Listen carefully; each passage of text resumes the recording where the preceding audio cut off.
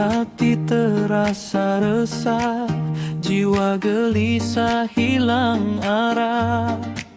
Mari kita berselawat, mengingati Nabi yang hebat. Selawat itu penuh cahaya, menenangkan hati yang lara, menjadi amalan yang mulia, mendekatkan diri kepadanya. Setiap selawat yang diucapkan digandakan pahala oleh Tuhan.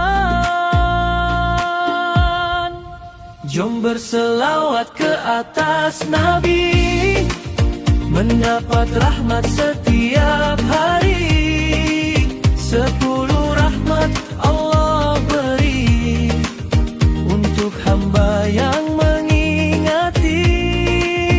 Jom berselawat penuh cinta, moga syafaat baginda kita terima.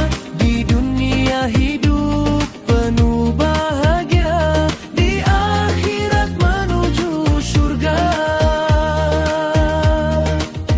Selawat membuka pintu berkat, menghapus dosa yang melekat, menambah kasih kepada Rasul, menjadi bekalan yang unggul. Saat lidah menyebut namanya, mekar cinta dalam jiwa, mencontohi akhlak mulianya, menjadi insan yang berjaya.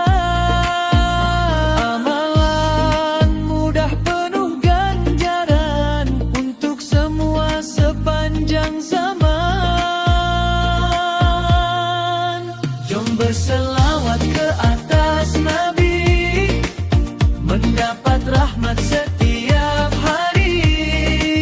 10 rahmat Allah beri untuk hamba yang mengingati. Jom berselawat penuh cinta, moga syafaat baginda kita terima.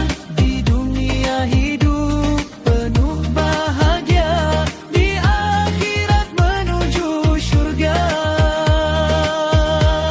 Allahumma sholli ala Muhammad, kami kirimkan salam dan selawat.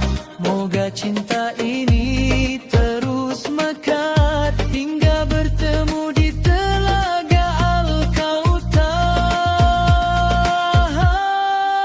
Jom berselawat ke atas Nabi, amalan mulia penyejuk hati. Rahmat Allah sentiasa diberi kepada umat yang mencintai. Jom berselawat sepanjang masa, tak kira siang ataupun malamnya.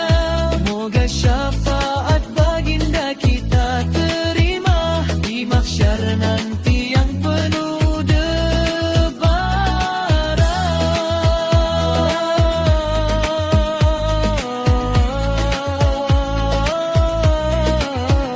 Allahumma sholli ala Sayyidina Muhammad wa ala alihi wa sahbihi wa sallam.